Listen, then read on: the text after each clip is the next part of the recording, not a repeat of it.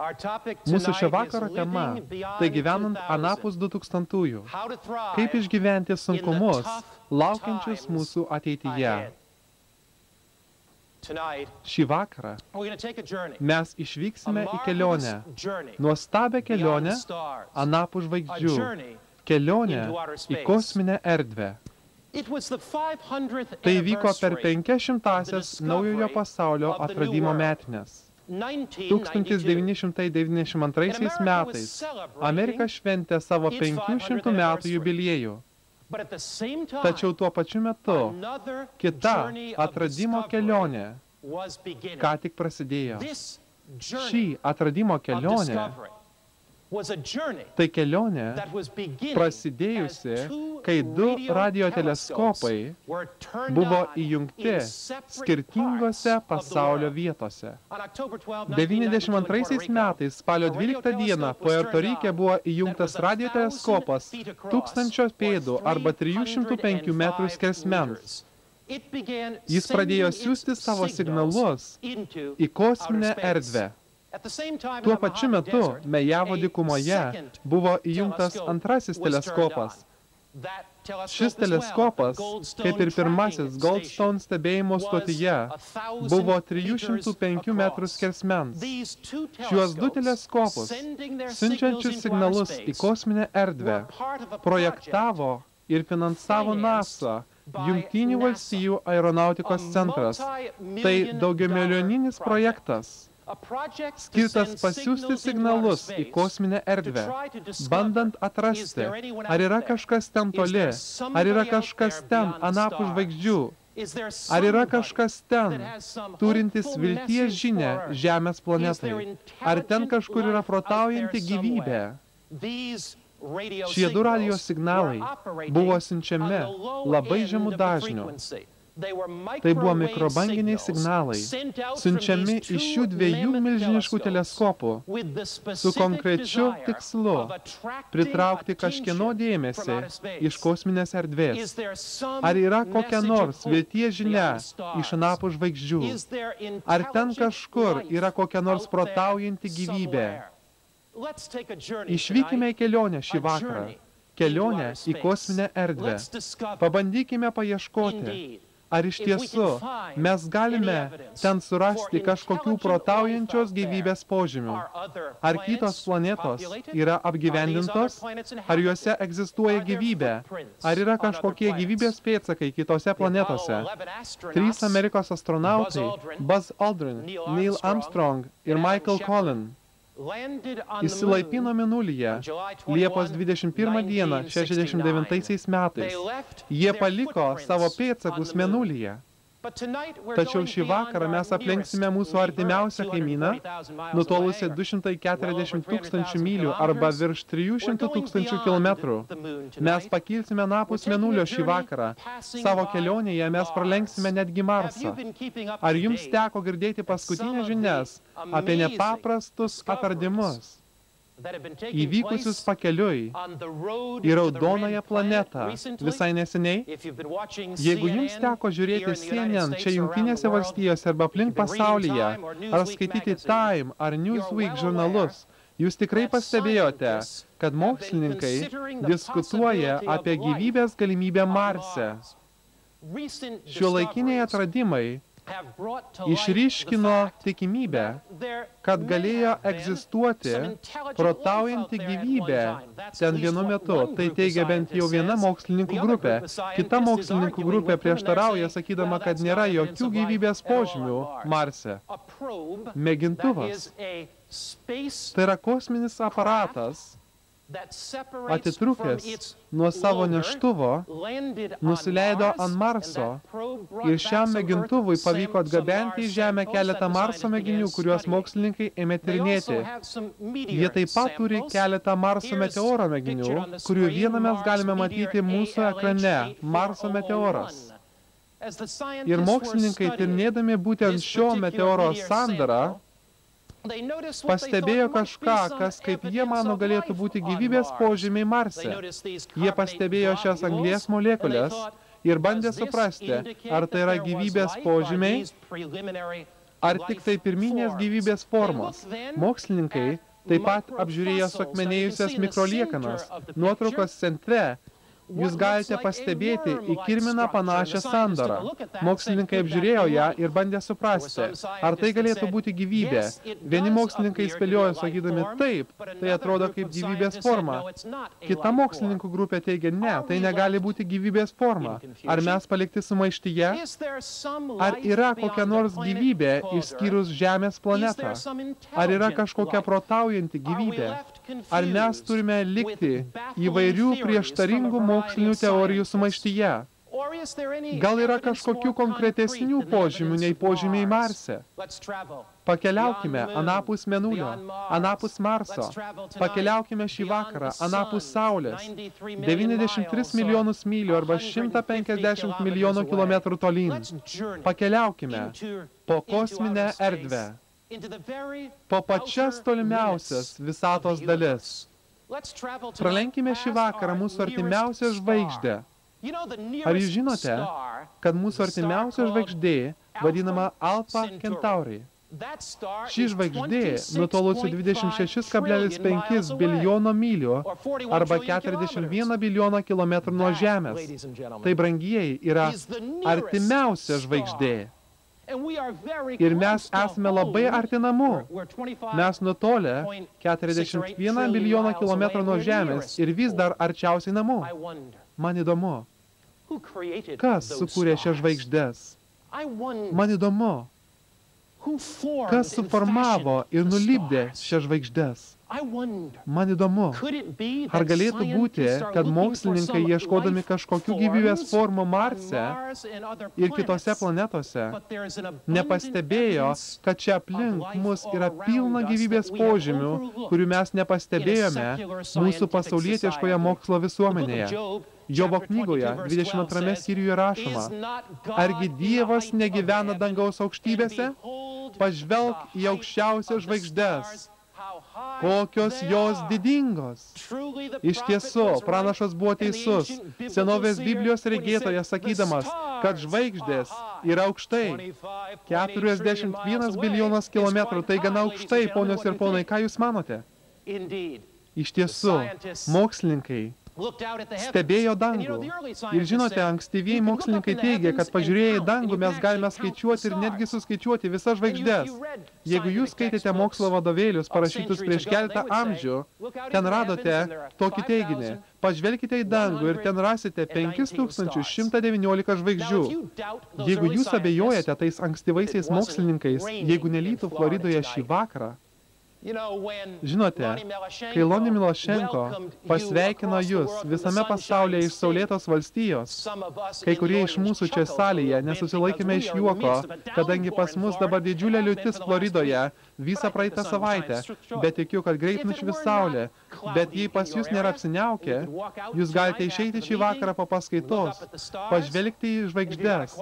Jei suradę ramią vietelę, pradėkite jas skaičiuoti. Tik noriu jums priminti, kad jei suskaičiuosite 5118, reiškia vieną praleidote. Perskaičiuokite. O jei suskaičiuosite 5120, jūs jau gavote per daug, brangieji. Perskaičiuokite dar kartą. Tie ankstyvieji mokslininkai teigia, kad turi būti 5119 žvaigždžių. Nei mažiau, nei daugiau. Tiksliai tiek. Tada buvo išrastas teleskopas. Ir per tuos mažus pirmuosius teleskopus jie pastebėjo daugiau žvaigždžių. Tačiau šiandien, jei nuvyktumėte į Palomaro kalną Kalifornijoje, ir ten, Palomaro kalne, esanti observatorija turi didžiausią teleskopą visame pasaulyje, kurio lęšis siekia apie 200 colių skersmens. Ir žvelgdami per šį milžinišką teleskopą nuo Palomaro kalno, Kalifornijoje, mokslininkai mums teigia, kad tai, ką senoliai vadino žvaigždėmis, iš tiesų yra ištisos galaktikos. Paklausykime, ką daktaras Higgs teigia. Jis mano, kad yra milijonas galaktikų vien didžiųjų grįžulo ratų plote. Milijonas galaktikų vien didžiųjų grįžulo ratų plote. Pamastykite apie visatos platybės. Iš tiesų pranašas Jeremijas išsireiškia tokiais žodžiais 33 skyriuje, kaip nesuskaičiuojamas dangaus skliauto galybės. Kaipgi pranašas žinojo, kai mokslininkai prieš 400-500 metų tikino, kad yra 5119 žvaigždžių, kai Biblija žinojo, kad dangaus galybių neįmanoma suskaičiuoti.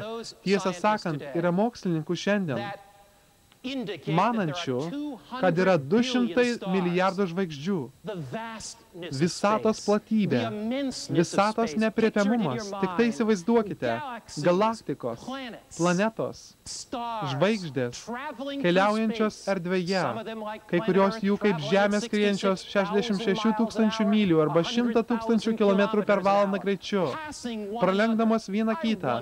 Man įdomu, kas sukūrė žvaigždes? Kas jas pajudino iš vietos? Jeigu jūs matytumėte kamuolį, riedantį šią platformą, jūs paklaustumėte, kas pastūmė šį kamuolį? Fizikiniai dėsniai teigia, kad negali būti judėjimo be judintojo, negali būti kūrinio be kūrėjo. Kas atlieka šį veiksmą visatoje? Kas yra didysis viso to kūrėjas? Kas išlaiko žvaigždes jų orbitose? Vienas mokslininkas išreiškė, kad žiūrint į žvaigždes, mes matome milijonų žvaigždžių ir planetų ir galaktikų, kurios atrodo lyg ugninės karuselės. Jos lyg vandens slidininkai danguje, pralenkdamos vieną kitą nepaprastų greičiu. Kodėl Žemė nepatiria susidūrimo katastrofos, sunaikindama visą gyvybę? Ar yra kažkas, kuris laiko žvaigždes savo rankose? Ar yra kažkoks kelrodis, vedantis visą visatą į jos tikslą? Iš tiesų, yra Dievas, laikantis visatą savo rankose. Kažkas yra pasakęs, jei galėtume suskaičiuoti žvaigždes, žvaigždžių būtų tiek daug, kiek smėlio smiltelių visose paplūdimiuose, visose pasaulio šalyse. Yra tiek žvaigždžių, kiek yra smėlio smiltelių. Tačiau Biblija pateikia šį nuostabų teiginį Izaijo 40 skyriuje. Pakelkite akis ir pažiūrėkite į aukštybės, kas jas sukūrė. Tas, kuris atveda jų pulkus, suskaičiuoja ir šaukia kiekvieną ją vardu. 200 milijardų žvaigždžių iš šios visatos kūrėjas, pirminis įgalintojas, asmeninis protingas Dievas, žinantis kiekvieną žvaigždę jų vardu, neužmiršo ir tavo vardo, mano draugė. Šis visatos Dievas, šis berybės protingas Dievas, šis visas žinantis Dievas, šis Dievas, kuris suplanavo planetas, turi planą ir jūsų gyvenimui. Jeigu jis pakankamai didelis, kad vestų žvaigždes, jis tikrai sugebės vesti ir jūs. Jeigu jis pakankamai protingas, kad vestų žvaigždes, jis tikrai sugebės vesti jūsų gyvenimą. Įsivaizduokime, kad mes kartu vaikščiojame. Ir mes vaikščiojame paplūdimyje. Kartą man teko skaityti paskaitą grupiai mokslininkų iš buvusios Tarybų Sąjungos. Gal tūkstančiai mokslininkų. Aš kalbėjau apie kosmosą, apie Bibliją ir archeologiją. Vienas iš jūsų šūko, žinote, kai mūsų kosmonautas Jurijus Gagarinas pakilo į erdvę, jis nematė jokio Dievo. Ar jums teko matyti Dievą, ponas Finley? Aš atsakiau, įsivaizduokime, kad mes vaikščiojame paplūdimyje. Ir tarkim, kad mes neiname atbulomis. Mums visada reikia užtikrinti tuos, kurie sako, kad mes matėme pėdsakus dėl to, kad ėjome atbulomis. Tarkim, kad mes einame į priekį ir štai prieš mus mes pastebime pėdsakus smėlyje. Kaip jūs manote, ar būtų protinga išvada, jei prieky yra pėdsakai, teikti, kad kažkas jau ėjo prieš jūs? Gal jūs niekada nematėte to žmogaus, bet jeigu yra jo pėdsakai smėlyje, Dievas paliko savo pėdsakus danguje. Visatos išdėstyme, visatos grožybėje ir šlovėje, visatos galybėje. Iš tiesų, brangieji, yra pėdsakai danguje. Kas išlaiko visatą? Visatoje nesimato netvarkos, visatoje nesimato atsitiktinumų, visatoje niekas nevyksta iš niekur nieko. Visata liudija apie išmintį. Visata liudija apie kūrėją Dievą, kuris išlaiko kartu visą visatą. Kolosiečiams 1 skyriuje rašoma, jis buvo pirma visų ir viskas nuo jo priklauso. Tai išmintingas Dievas, visą žinantis Dievas, mylintis Dievas, kuris sukūrė visatą ir laiko jos likimą savo rankose. Knyga Stebuklų pasauliai, parašyta grupės mokslininkų, pateikia šį nuostabų teiginį. Čia rašoma, pati materija negali būti apdovanota tokiu sugebėjimu, tai yra sugebėjimu išdėstyti save. Ten, kur yra tvarka, turi būti ir tvarkytojas. Ten, kur yra kūrinys, turi būti ir kūrėjas. Ten, kur yra veiksmas, turi būti ir tas, kuris pradėjo šį veiksmą.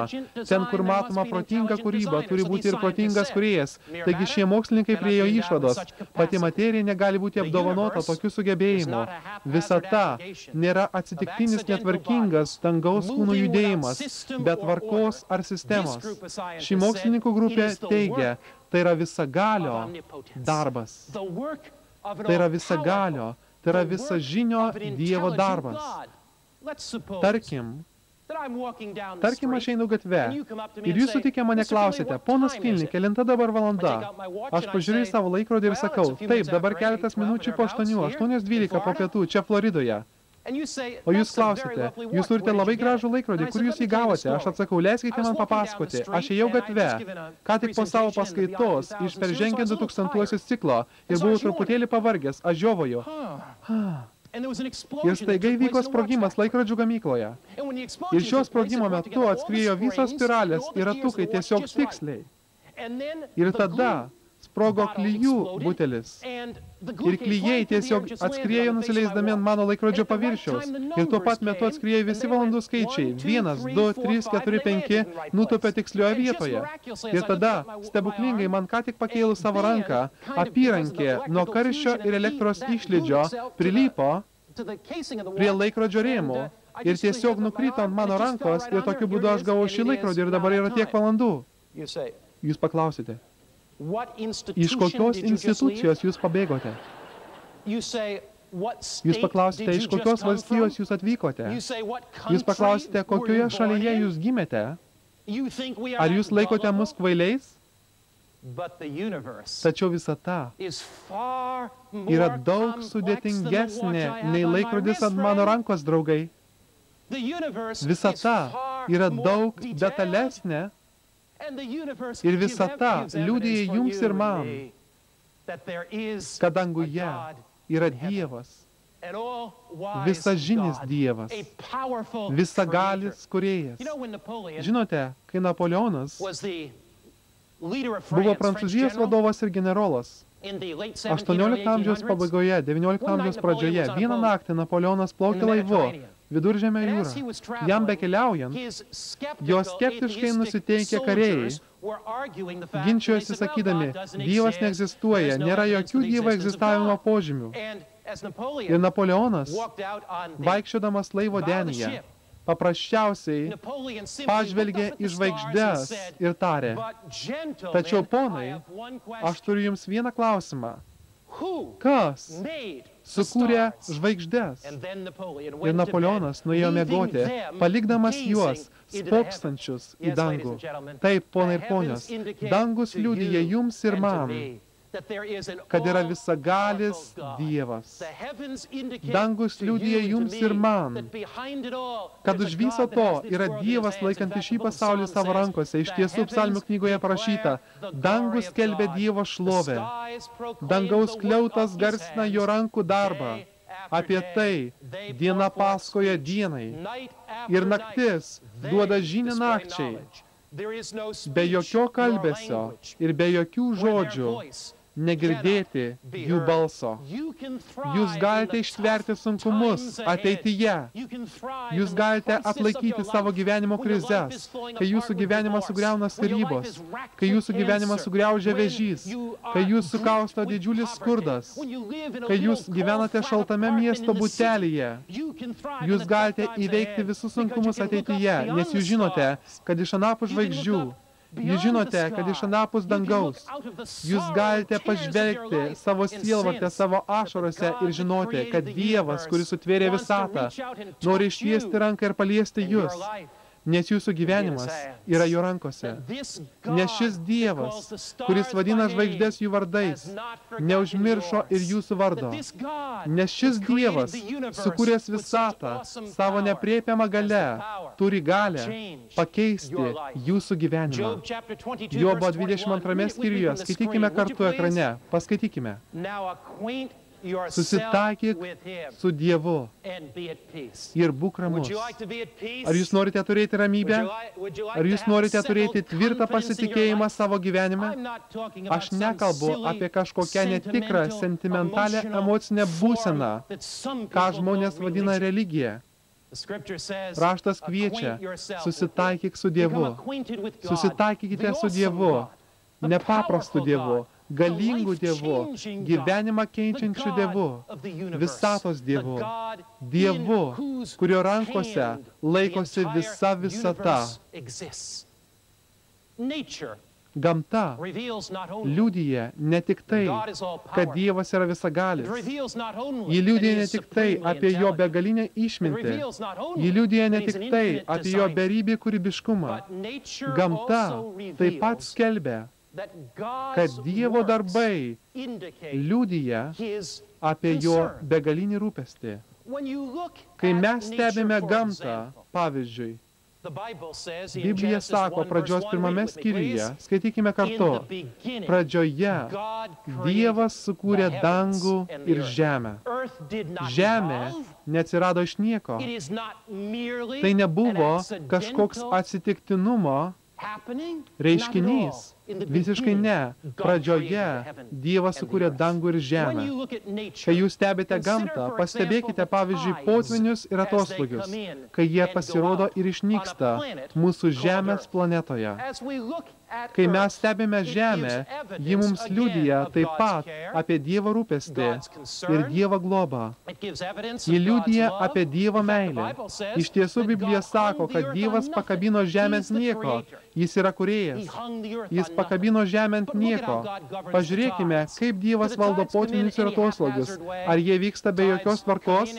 Potviniai ir atoslūgiai turi savo laiką. Potviniai ir atoslūgiai vyksta ritmingai nustatyta tvarka. Ten yra tvarka, jokio atsitiktinumo, netvarkos ar chaoso. Vanduo pakyla ir nuslūksta tiksliai pagal tvarkaraštį. Pamastykime apie Saulę. Jeigu Saulė būtų arčiau Žemės, Žemė sudegtų nuo karščio. Jeigu Saulė būtų toliau, Žemė apdengtų įšalas. Mano išvada labai paprasta. Kur tik jūs be pažvelgtumėte, ar tai danguje, erdvėje, ar žemėje, nėra jokios netvarkos ar chaoso. Viskas darniai išdėstyta. Visa visata iš tiesų yra harmoninga. Pažvelgime, pavyzdžiui, į ekosistemą. Sniegas iškrinta kalnuose. Iškritęs sniegas ištirpsta nuo saulės. Upokšniai neša vandenį žemyn į tvenkinius ir ežerus, iš kurių šis vanduo vėl garuoja, suformuodamas debesis, o po to vėl virsta lietumi, pradžiugindamas mūsų žemę. Ekosistema yra subalansuota. Visa gamta kalba mums. Visa gamta šaukia mums. Dievas yra. Vandens cirkuliacija vyksta pastoviai.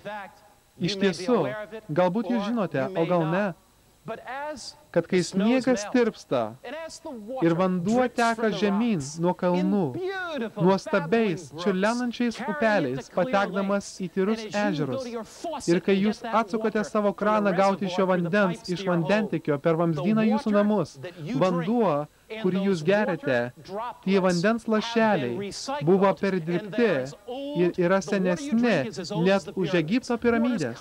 Vyksta pastovi vandens apytaka. Lietus lyja, vanduo garuoja, po to vėl sugrįžta lietaus ar sniego pavydalu, pralinksmindamas žemę ir mes jį geriame. Dievas sukūrė žemėje gamtos dėsnius, kad aprūpintų savo kūrinius. Dievo kūryba atskleidžia jo rūpestį. Ji liudija apie Dievą, kurį žino mūsų reikmes. Paimkime orą, kuriuo kvėpuojame. Aš įkvėpiau vidun orą, kurį sudaro 4 elementai. Oras, kuriuo kvėpuojame, sudarytas iš azoto, deguonies, anglies dvideginio ir argono. Kas jei trūktų anglies dvideginio? Kas jeigu oro formulė būtų neteisinga? Pats oras mums liudija, kad šis visagalis Dievas, kad šis išmintingas Dievas, kad šis protingas Dievas paruošė šią žemę jums ir man, ir jis pats sukūrė tikslę oro formulę. Iš tiesų, raštas taip tiksliai išsireiškė, skaitykime kartu Jobo 12 skyrių. Jo rankoje visų gyvūnų gyvastis ir kiekvieno žmogaus gyvybės alsavimas. Koks Dievas jis yra? Jis vadovauja žvaigždėms, jis pakabina planetas erdvėje, jisai taria jūrų bangoms tik tai iki šios vietos. Jis liepia saulei, lik toje vietoje. Ir jį klauso. Koks Dievas jis yra? Jis suplanavo tobulą ekosistemą, kad mes galėtume gerti švarų vandenį. Koks Dievas jis yra? Jisai sukūrė cheminę oro formulę. Aš galiu saugiai pasitikėti tokiu Dievu, o kaip jūs, brangieji? Pamastykite apie šį Dievą. Visoje žemėje jis leidžia augalams augti ir žydėti ir duoti derlių vien tam, kad mes visi galėtume valgyti ir būti laimingi. Kiekvieną kartą, kai mes prie stalo raikome duoną, tai mums primena apie Dievą, kuris rūpinasi mumis. Jis iš tiesų rūpinasi mumis. Ir jeigu jis duoda mums fizinę duoną, jeigu jis duoda mums žemės gerybės, jeigu jis duoda mums medžių vaisius, tai yra dovanos. Kiekvienas obuolys, kurį jūs valgote, yra dovana iš Dievo. Net didžiausi žmonių genijai negali sukurti gyvos sėklos, negali priversti jos augti. Tai yra gyvojo Dievo dovana. Kiekvienas apelsinas, kurį mes valgome, yra gyvojo Dievo dovana. Jis yra visagalis. Jis rūpinasi jumis. Jis labai myli jus. Aš girdėjau, kad Šveicarijos mokslininkai karts nuo karto paima snaiges ir tyrinėja jas per mikroskopą. Ir tai darydami, Šveicarijos nėrinių dizaineriai sukuria naujus dizainus ir naujus pavyzdžius, kopijuodami snaiges. To priežastis yra aišku tai, kad nei viena snaigė neturi tiksliai tos pačios formos. Taigi Šveicarijos nėrinių dizaineriai turės neribotas galimybės kurti naujus dizainus savo nėriniams. Dievas, kuris sukūrė kiekvieną snaigę, sukūrė ir kiekvieną žmogų unikalų. Jūsų gyvenimas ir jūsų gyvenimo patyrimai skiriasi nuo asmens, sėdinčio šalia jūsų. Ir šis Dievas, kuris įvardijo žvaigždes, šis Dievas, kuris aprūpino viskuo mūsų Žemės planetą, šis Dievas turi dizainą ir jūsų gyvenimui. Šis Dievas turi ir planą jūsų gyvenimui. Nes nepaprasta kūryba liudija apie nepaprastą kūrėją. Daugiau nei jūs suvokiate, šis Dievas rūpinasi jumis. Daugiau nei jūs galite įsivaizduoti, šis Dievas rūpinasi jumis. Iš tiesų, Jobo knygoje rašoma, tačiau paklaus gyvulių ir jie tave pamokys. Toliau tęsime. Padangių paukščių ir jie tau pasakys. Paklausk žemės augalų ir jie tave pamokys. Jūros žuvų ir jos tau paaiškins. Kas iš jų? Kas iš šių gyvulių ar paukščių? Kas iš šių žuvų? Sakoma, kas iš jų visų nežino, kad viešpaties ranka tai padarė.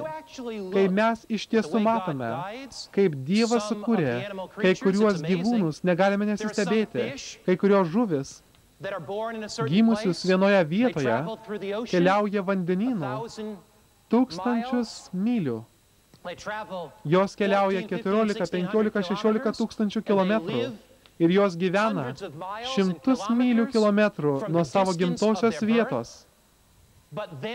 Tačiau, kada jos ima ruoštis mirčiai, kažkas įvyksta jų smegenyse, kažkas paskatina jas sugrįžti į tą pačią vietą, kurioje jos gimė. Kaip tos žuvys sugeba tai daryti? Kas užprogramavo jų smegenis? Kas užprogramavo juose tą biologinį instinktą tai daryti? Juk tai žuvis. Paimkime drugelius. Pažvelkime į drugelio sandarą. Ar jūs manote, kad toks nuostabus kūrinys susiformavo atsitiktinai? Tikrai ne, draugai. Tyrinėdami mes matome, kad kai kurios drugelių rūšis keliauja 3-4 tūkstančius kilometrų ten, kur jie niekada nebuvo tam, kad numirti tose vietose. Kas vadovauja žuvims, paukščiams ir drugeliams jų kelionėse? Tai mylintis Dievas. Ir tas pats Dievas myli jūs. Jeigu jūs jaučiate jo asmeninį rūpestį, šio Dievo beribę galę ir nepriepiamą išmintį, jūs galėsite ištverti sunkumus ateityje iš visų žemės kūrinių. Žmonija sulaukė jo didžiausio dėmesio. Jis sukūrė mus pagal savo paveikslą. Jis dovanoja mums protą mąstyti ir pasirinkti. Jis davė mums protinius sugebėjimus. Taip, šis Dievas sukūrė, suformavo ir sulipdė mus. Žinote, pažiūrėję į kosminę erdvę, mes matome protingą suplanavimą. Pažiūrėję į gamtą, mes matome protingą suplanavimą. Tačiau patirinėję žmogaus kūną, mes taip pat matome protingą suplanavimą. Kai mes tyrinėjame žmogaus kūną, mes nerandame nieko, kas leistų manyti, kad šis nepaprastas mechanizmas kažkada labai seniai atsirado atsitiktinai. Pavyzdžiui, paimkime širdį. Širdis yra gyva pompa. Iš tiesų, jį perpumpuoja apie 2000 galonų arba 7500 litrų kraujo kiekvieną parą. Širdies plakimas liudija apie protingą suplanavimą, tai liudija apie gyvybę. Mūsų pačių fiziniai kūnai liudija apie mylintį rūpestingą Dievą. Paimkime mūsų plaučius ir oro maišelius. Mūsų kūnai išvalo į vidų patenkantį orą, pašalindami nešvarumus laukan. Kas suplanavo tokį kūną, kuris iš anksto žinotų apie ore esančius nešvarumus ir pašalintų didžiulį teršalų kiekį iš oro? Jeigu mes neturėtume tokio mechanizmo, mes būtume mažiau atsparūs ligoms, susirgimams ir greitai mirtume. O kaip su nešvarumais mūsų maiste? Paimkime pavyzdžiui inkstus. Inkstai sugeba perfiltruoti 1700 litrų skysčio kiekvieną parą. Nepaprastas sugebėjimas. Kas suprojektavo širdį, kas suprojektavo plaučius, kas suprojektavo inkstus? Dievas, kuris rūpinasi, Dievas, kuris myli, Dievas, kuriam jūs esate labai labai ypatingi. Galbūt jūs atėjote šią paskaitą šį vakarą nusivylę. Galbūt jūs praeitą naktį užmigote su ašaromis akyse klausdami, ar yra kažkas, kas manimi rūpinasi. Ir visa ta visata jums šaukia. Žvaigždės kalba jums šį vakarą. Planetos kalba jums šį vakarą. Visa gamta kalba jums šį vakarą. Tamsiausiamis jūsų gyvenimo akimirkomis, kai jūsų vyras jūs paliko dėl kitos moters, kai jūs negalite užmigti iki 2 valandos ryto, kai tyrimai jums rodo, kad jūs turite vėžį ir fizinės jėgos visiškai palieka jūs. Kada jūs savo sieloje jaučiatės niekam nereikalingi, niekam nieko neverti, kada klausite, ar yra kažkas, kam aš esu reikalingas, jūsų širdis, jūsų plaučiai ir jūsų inkstai liudija apie Dievą, kuris sukūrė jūs. Pažvelkime į žmogaus smegenis. Vieną vakarą aš kalbėjau apie neurofiziologiją. Minėdamas apie žmogaus smegenis, aš paminėjau, kad yra 14 milijardų smegenų ląstelių. Ir salėje sėdėjo vienas neurofiziologas, smegenų specialistas. Jis pašaukė mane į šalį tardamas: Markai, tavo skaičius buvo netikslus. Ne 14 milijardų ląstelių. Šiuolaikiniai tyrimai rodo, kad smegenys sudarytos iš 50 milijardų ląstelių. Aš atsakiau: vau, tai netikėtina. Per sekančią paskaitą aš pasakiau, kad smegenys turi 50 milijardų ląstelių. Salėje sėdėjo kitas neurofiziologas. Jis priėjo prie manęs po paskaitos tardamas: Markai, aš manau, tu davei netikslų skaičių, smegenys turi 100 milijardų ląstelių. Aš atsakiau: daktare, ar tu suskaičiavai jas? Dievas sukūrė mus kaip protaujančias, mąstančias būtybės. 100 milijardų smegenų ląstelių. Mes galime mąstyti ir protauti, priimti tūkstančius informacijos vienetų tuo pačiu metu. Bet palaukite. Dievas mums davė emocijas. Mes jaučiame džiaugsmą ir liūdesį. Mes jaučiame baimę ir ramybę. Mes esame emocingos būtybės. Ten, kur yra protinga kūryba, turi būti ir protingas kūrėjas. Ten, kur kūryboje matomi rūpestingo kūrėjo požymiai, turi būti ir tas pirminis autorius, asmeninis Dievas, kuris visą tai suteikė savo kūriniams. Mūsų smegenys liudija ir mūsų emocijos liudija, kad šis Dievas sugeba mylėti ir šis Dievas sugeba rūpintis kitais. Man keliaujant po pasaulį, vienas dalykas tampa man labai akivaizdus, kad visame pasaulyje vyrai ir moteris ieško gyvenimo pilnatvės, jie ieško gyvenimo prasmės ir kai mes mąstome apie gyvenimą, tą stebuklingą dovaną, vadinamą gyvenimo. O brangieji, pažiūrėkime į kūdikio akis, į miegantį mažą kūdikėlį. Kokią išvadą jūs galite padaryti, kad gyvybė visoje savo pilnatvėje atskleidžia mylinti visagalį Dievą? Ar jūs galite pažiūrėti į šio kūdikio akis? Ar jūs galite pažiūrėti į jo mažą veidelį ir nepamastyti apie Dievą? Pažiūrėkite šią nuostabią nuotrauką, tikrą kūdikio fotografiją, jo motinos gimdoje, dar sujungtų virkštelę su savo motina. Pažvelkite į tas mažytes, besiformuojančias rankeles, į tas mažas kojeles, pažvelkite į jo mažą galvelę. Ar tai tik tai kažkoks atsitiktinumas? Ar aš pasakysiu šiam vaikui vieną dieną, kad tavo gyvenimas turi nedaugiau vertės, nei panaudotos skardinės sulamdytos pakelyje važiuojančių mašinų, kad tavo gyvenimas tik kaip vėjo blaškomas rudens lapas, kad tavo gyvenimas nereikšmingas kaip akmens. Ar aš galėsiu pasakyti šiam mažyliui, kad tu tik odos padengti kaulai ir tu tik atsitiktinumo pasekmė? Ar aš jam tai pasakysiu? Visiškai ne. Aš jam pasakysiu: mylintis Dievas suformavo tave, jis sukūrė tave ir sutvėrė tave, brangusis, kai jūs išeisite šį vakarą ir pažvelgsite į žvaigždes. Atsiminkite, kad Dievas iš anapų žvaigždžių nori jums duoti laimingą, prasmingą ir pilnavertį gyvenimą. Nėra problemos, kurios jis negalėtų išspręsti. Nėra sunkumų, kurių jis negalėtų įveikti.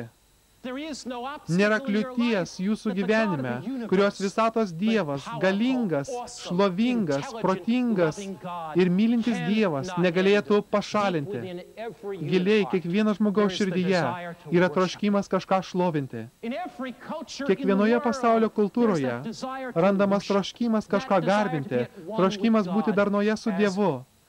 Kaip šventasis Augustinas seniai yra pasakęs: Viešpatie, mūsų širdis niekada neras ramybės, kol jos neras tavyje. Mes esame sukurti Dievui. Mes esame sukurti būti darnoje su mūsų kūrėju.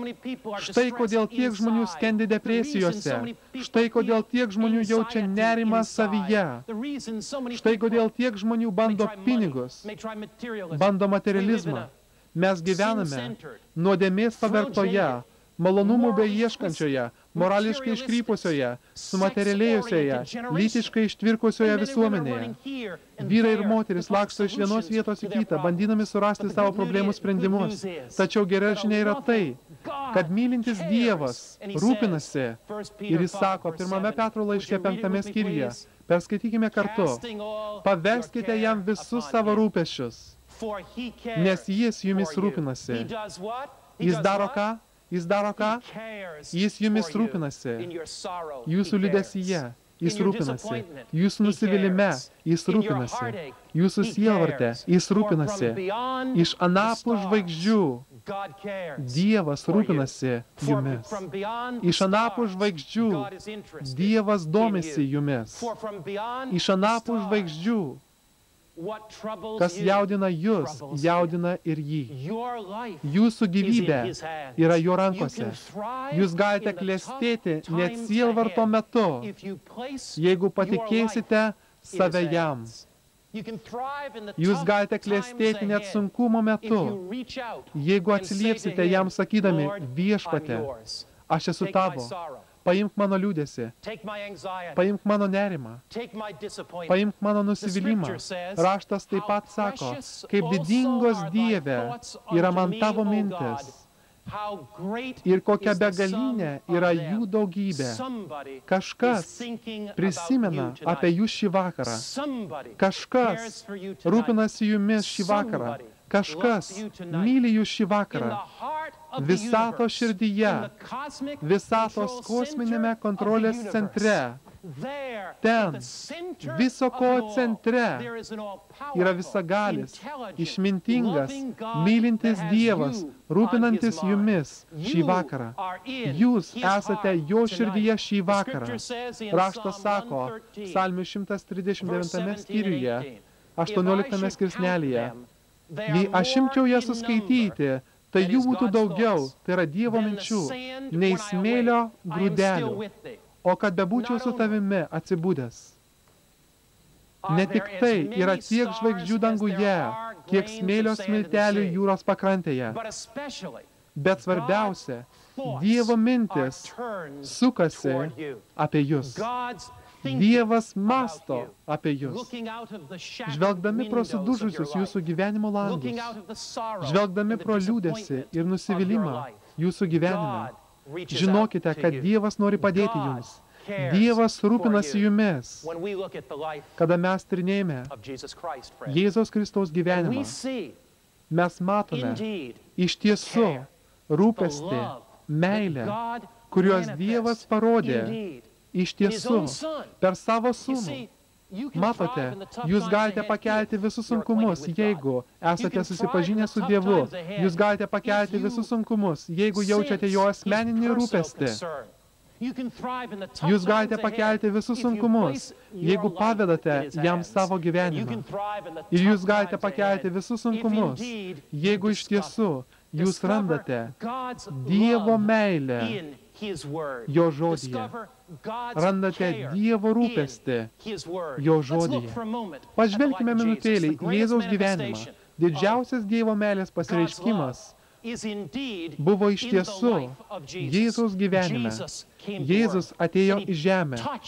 Jis paliesdavo tuos, kurie buvo kankinami ligų, ir jie pradėdavo naują gyvenimą. Ką Jėzus kalbėjo? Jisai kalbėjo, kad Dievas myli mus, net kai jūs sergate ir nori jūs apglėbti savo meilės rankomis. Jėzus paliesdavo aklųjų akis ir jie praregėdavo. Kodėl Jėzus tai darydavo?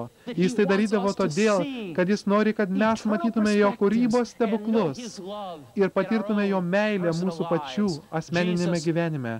Jėzus kalbėjosi su muitininku Zachėjumi, sakydamas, lipk žemyn nuo to medžio.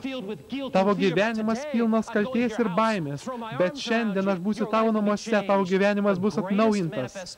Didžiausias Dievo meilės pasireiškimas yra žmogus, Jėzus Kristus. Jėzus kalbėjo su moterimi prie vandens šulinio Samarijoje. Ji turėjo 7 vyrus, jautė kaltę ir nerimą savyje.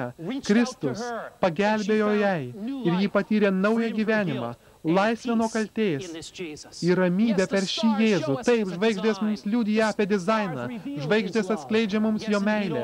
Iš tiesų visa gamta kalba mums apie jo meilę. Bet kai mes matome šį Kristų, mes susidurime veidas į veidą su Dievo meile. Moteris pagauta paleistuvystėje buvo parblokšta prie jo kojų, bet tenai jinai gavo atleidimą. Kai mes susidurime veidas į veidą su Dievo meile, mūsų gyvenimas pasikeičia. Kai mes susidurime veidas į veidą su Dievo meile, mūsų širdis atsinaujina. Kai mes susidurime veidas į veidą su Dievo meile, iš tiesų, mes tampame naujais žmonėmis. Vyrai ir moterys šventame rašte susidūrė veidas į veidą su Dievo meile Kristuje. Nikodemas tapo naujų žmogumi. Kai jūs asmeniškai patirite Dievo meilę, nebeįmanoma išlikti tokiu pačiu žmogumi. Prieš kažkiek laiko aš sutikau jauną moterį vardu Shannon. Shannon gyvenimas buvo labai nesėkmingas. Jau būdama 16 metų, ji tapo nėščia, dar netekėjusi. Ir gimus kūdikiui, ji pajuto dar didesnį nusivylimą ir depresiją. Jis stengiasi save pralinksminti alkoholiu, narkotikais. Tačiau toliau eidama tuo keliu, ji vis giliau puolė į depresiją. Dažnai ji nebesikeldavo iš lovos, miegodavo visą dieną, nemiegodavo naktį, susileidusi narkotikų. Ji nemiegodavo 1, 2, 3 valandą nakties, neturėdama jokios vilties, jausdama neapsakomą nusivylimą. Ji ištekėjo, bet jos santuoka nebuvo sėkminga. Šeimoje kildavo pastovus barniai. 2 jos vaikai pasirinko demonų garbinimą. Ji net 2 kartus bandė nusižudyti. Shannon gyvenimas buvo chaosas, gyvenant nuo vienos tabletės iki sekančios. Tačiau vieną naktį, 2 valandą nakties, susileidusi narkotikų, ji paėmė televizoriaus distancinį valdymą ir ėmė spausti ir spausti ir spausti, greitai eidama per programas, vieną kanalą po kito. Tai darydama, ji užkliuvo netyčia už tai parašytą televizijos programos. Ta vakarą aš kalbėjausi su jaunu narkomanu, kuris pradėjo jausti, kad Dievas turi planą jo gyvenimui. Narkomanu, kuris pradėjo jausti, kad Dievas turi tikslą jo gyvenimui. Ir kad visagalis Dievas, vedantis žvaigždes, gali vesti ir jo gyvenimą. Šis narkomanas atsisuko į Dievą, priėmė Jėzų Kristų ir dalijosi savo liudijimu. Jisai giedojo giesmę, brangus viešpatie, paimk mano ranką. Ir ten pat, savo kambaryje, tą naktį, Shannon atsiklaupė tardama, Dieve, jei tu sugebi išlaikyti visatą, tu gali pakeisti mano gyvenimą. Dieve, jei tu sugebi vesti žvaigždes, tu gali pakeisti mano gyvenimą. Dieve, jei tu sugebi aprūpinti visą žemę maistu, tu gali pakeisti mano gyvenimą. Dieve, jei Jėzus parodė tavo meilę, jei Jėzus gydė ligonius, tu gali išgydyti mano sielą. Jei Jėzus atleido tai paleistuviai, tu gali atleisti ir man. Ten, tą naktį, nepaprastu greičiu, spausdama mygtukus, ji susidūrė veidas į veidą su šiuo berybiu, galingu, mylinčiu visatos Dievo. Ir ji tarė Viešpatie, šią naktį aš pavedu savo gyvenimą į tavo rankas. Ji asmeniškai patyrė pažadą, užrašytą pradžios 28 skyriuje. Perskaitykime kartu. Būk tikras, aš esu su tavimi. Niekada tavęs nepaliksiu. Visatos Dievas yra su jumis šį vakarą. Shannon tą naktį padarė sprendimą, kuris pakeitė jos gyvenimą. Šį vakarą šis Dievas tiesia ranką jums. Jis ne tik tai žvaigždžių Dievas. Jis žino jūsų vardą, jis žino jūsų sielvartus, jis žino jūsų sunkumus, jis žino jūsų problemas, jis žino jūsų liūdesį, jis veda žvaigždes ir jis pasiruošęs vesti jūs. Šis Dievas nori rūpintis jumis, jis nori atnaujinti jūsų gyvenimą, pakeisti jūs, atstatyti jūs. Jis nori pakelti jūs iš nusivylimo. Jis nori pakelti jūs iš liūdesio. Jis nori pakelti jūs iš sielvarto. Šis Dievas, kuris atsiuntė savo sūnų Jėzų Kristų parodyti savo meilę, nori jums parodyti ją šį vakarą. Jis nori jums atleisti, pakeisti jūs, padaryti jūs naujų žmogumi.